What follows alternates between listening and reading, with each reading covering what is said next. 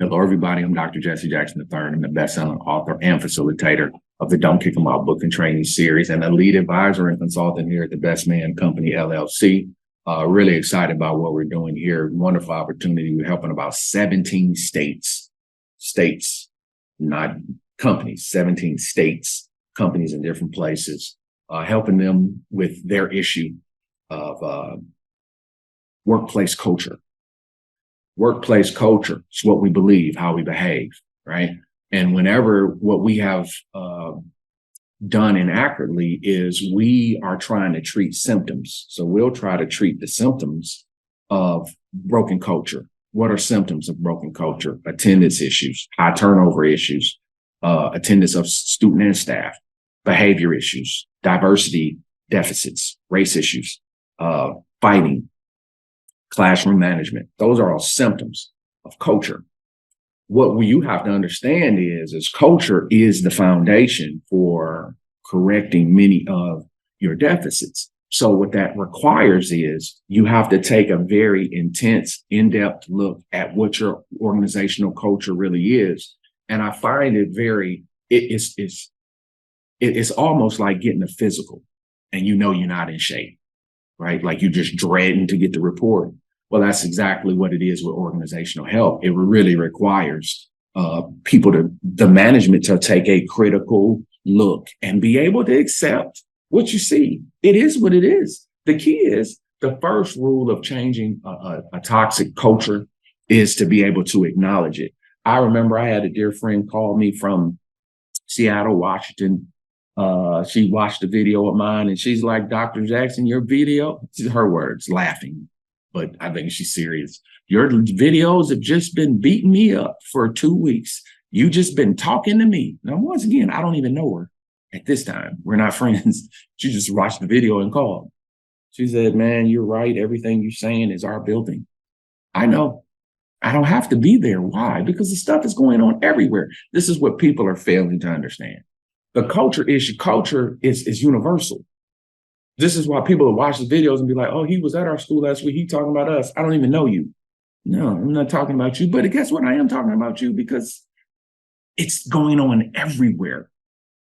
Culture is something that we in our business, we are not taught to develop. We're taught to do everything but that. We put all of our energy into models and policies, not into culture. Culture and climate is not theory.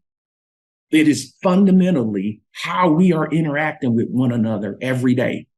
And what we have done since COVID and before COVID, there's been more distance in our interaction. So what we'll do is we'll give us culture survey. Wow, Jesus Christ, who sat down and thought that was the way? Yeah, you did it. No, you're not wrong. What do you think is going to come from that? Well, I think we did get some good, like people are okay with it. Listen, I like to always say this. Don't bring a teacher mentality to a street fight. Don't bring an educator mentality to a business problem. That's powerful. You're thinking like a teacher because the teacher says, well, let them take the test and whatever they said, that'll tell us. In business, you got to know your workforce and know your customer. And that's an interaction thing. It's like, I know your needs. So what we started to see was happening in our business is we just have had a disconnect from that. And there's a lot of destruction going on in the environment. The truth is kids cannot learn in a dysfunctional environment. People, when you start seeing certain symptoms and you start seeing certain things going on within the environment, what you start to see,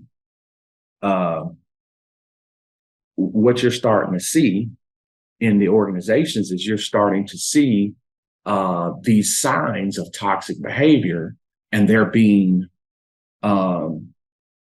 overlooked. For example, some signs of destructive organizational behavior: frequent gossip, listening to gossip, employees that can impede others' growth. So we'll bring in 7 new teachers and we'll have poisonous veterans that we know poison people. Let them snake those young people out and pull them into the dark side of bad habits. We're talking about attacking kids, attacking parents on social media. That's toxic culture. People, they don't know it. People that are toxic don't know they're toxic.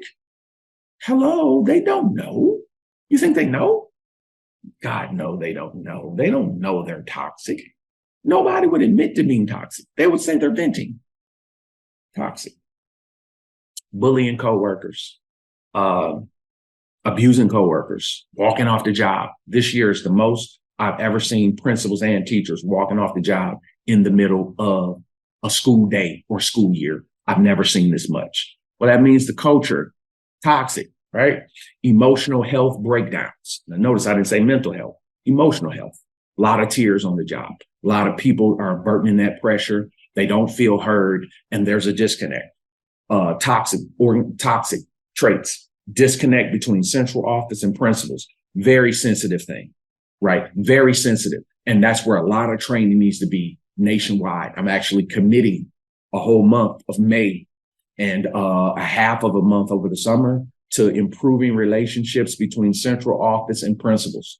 That's actually what the training is called. It's bringing both groups together individually and then doing it combined. What will that do? It will improve. Like when there has to be clarity, there has to be understanding. And a lot of times, particularly over the last couple of years with COVID, their principals really feel pressured. Central office is not on the front line. They might be right. They might know what they're doing, but there's a disconnect. And there's always going to be a problem. Don't forget this. There's going to be a problem when a principal is receiving instructions from somebody in central office that never was a principal. Now, this is unwritten, but it's totally fact.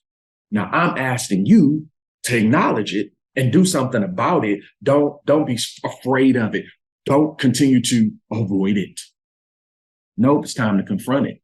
Nope, it's a lot of hurt feelings going on. It's a lot of people leaving districts.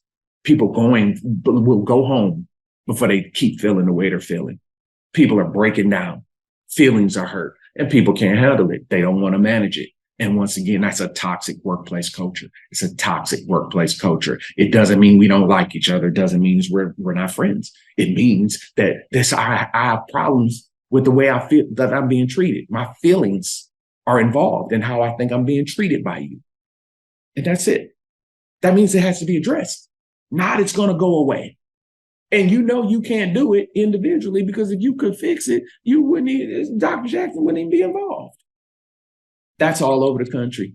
That right there, central office versus the principals, that right there is a book and a training that I'm dropping because it has to be corrected. That's a part of toxic culture. You're talking about a lot of negative speaking about the boss, a lot of no production. We got people that come to work and don't do nothing. Then we got people that don't come, but when they come, they do help us. So you'll have some culture now to be like, I just want the bodies here. So this is how you create body culture.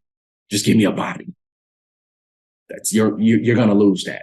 Poor teamwork. People won't work together. People don't come. They're late, right? Disloyalty. That's toxic workplace culture. We lie to each other. We have low levels of trust. Low levels of trust. We can't level with each other, but we'll tell anybody else. If this is you're toxic is there.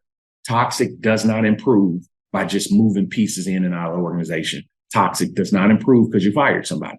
What'll happen is you'll fire a person, bring in a new person and put them in. So it would be like something that you can understand. It would be like putting on new clothes, but you didn't take a bath. Or taking a bath and putting on dirty clothes. Same. Toxic.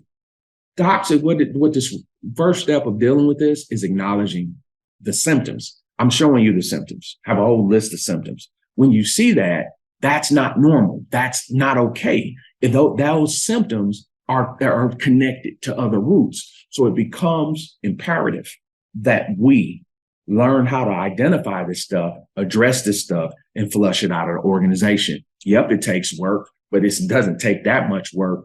Culture is how you can become, like you see LSU, they go from a female team, our girls team, they go from last in the division, get a new coach that understands culture. 2 years later, national champions. That's how it happens. You get certain coaches represent culture shifts, right? That's why they call me the school culture game change guy, because culture has to change. This year, I have seen organizations really turn their culture around. They turn their culture around and you can see the energy of the environment change. Why? Because they make culture is behavior. That means we do different things. We address actually the behavior of the adults, and it will impact the children. This is what I know. Our kids can't learn in toxic environments. So it really requires us to make some very serious decisions that impact culture. What this calls for, the culture process looks like this. It has to be done on small scales. You don't bring the whole company in. It starts right there, separated central office first, then the principals. Then you put those two back together because I guarantee you, you're going to get two different sets of notes. Very rare is a company like they're lockstep. That's very rare. I'm talking very rare. They have two different mentalities and they see two different things. If you can get some cohesion right there and it's a good flow, you can always accelerate your organization. Then when you go building to building, what you do is you break that building down. You do the admin there in the building. Then you start operating in pockets of teachers. See, the teachers are the easiest piece to move. Now, y'all say these teachers are the hardest. Not in my world. I can get teachers to do what I need them to do. I can get teachers to come to work. I can get teachers to stop being poison, or at least to be aware that they're poison and stay out the way. Teachers do what they do for a reason. They're just like the students. They need an environment to excel. And it requires us to be able to know what they need and give them what they need. It can happen. So what you do is you bust that staff down into small pockets. And I've seen it. I have been, listen to me. One day probably we'll just have people do testimonies. I don't really like to do that part, but I tell my own stories. But I guess a lot of people be like, well, what happened with you? And then what they'll say is, well, their school is different than ours. No, it's an organization. See, you're trying to run a school. We're running a business, right? And a school is a business. And in teacher culture, teachers see the world one way. And when it comes to running a business, which got showed to us during COVID, you're running an organization. So now I'm literally making medical decisions as a principal. Got put in a de facto default position because of the events. But the truth is you've always been there. You just didn't know. So the key is about learning how to make the organization run smoothly, which will give you all of the things you need to create an environment where teaching and learning will rule. Teaching and learning is one of the only art forms that can revolutionize a kid's life who come from nothing. I can't come from a toxic home and go to a toxic school. Just can't do it. It's not okay. And that's why this has to be cleaned up. First pillar, identify it. And you need somebody to walk you skillfully through the process. It's just like with trauma and grief and loss. We're beyond trauma informed at this point. You got to know how to do trauma recovery, trauma resolution, trauma recognition. Most people in trauma don't even know it. They're in denial. I'm okay. Well, that was years ago. I'm okay. And then they sit there, fall apart, break down right there on the spot.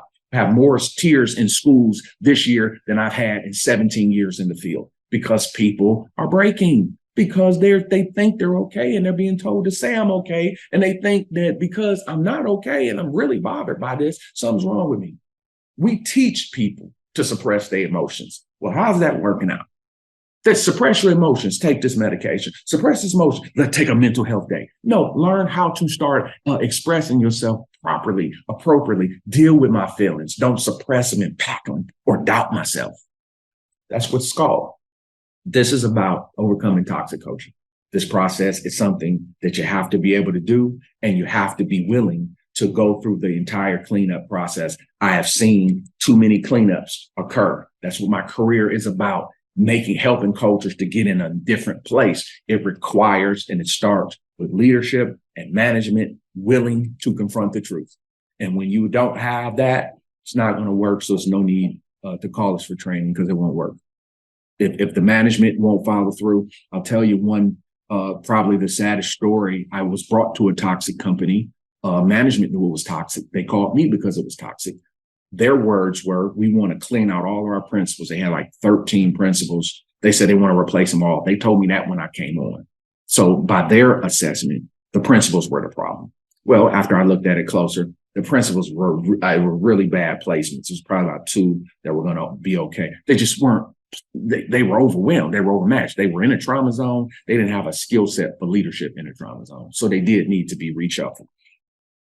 Management knew that, central. The teachers responded to me very well because I speak teacher language. The teachers are always the easiest for me. Easy for me. 97 percentile approval rate of teachers. Really easy for me. Why? I'm a teacher. I know teacher culture. I know what our job is, but I also know how we view management. And if we don't have any confidence in our supervisor, for some of us, it could change how we work and how we feel about the job. So once the process got to going, exactly who central office said was the weak link, they're the ones that start feeling the pressure because now the teachers are stepping their game up, but now they're looking at you like, we're going to do our part. Are you going to do our part? Your part, principal? Principals didn't have a skill set. So by central office not just moving and knowing what they needed to do, it allowed the principal to come back and say, oh, this ain't working. This Dr. Jackson, he's making my life so. Now, these are people, they're all, now the thing is, they still fired them all anyway. I just stepped down. Do you know? True fact, that company has not done professional development since I left. 68% of all their certified teachers left and went to another district. The worst test scores in their part of the country. And it's because the cultural failure and mismanagement of that process. So the thing that I would definitely want to leave with you guys, if you know that you need help with that, you gotta reach out to get the help with that because you gotta get on the schedule to do that. This right here can destroy the company, and it is destroying many folks' opportunities for education in that process. So by all means, reach out to us, lay it out there. I'll ask my staff to make as much time available to support all of the requests that we have, but you can't go into another school year with this level of dysfunction. This is something you got to go about correcting immediately. And that's what I'm here to do. Give us a call. Looking forward to working with you soon. Be well.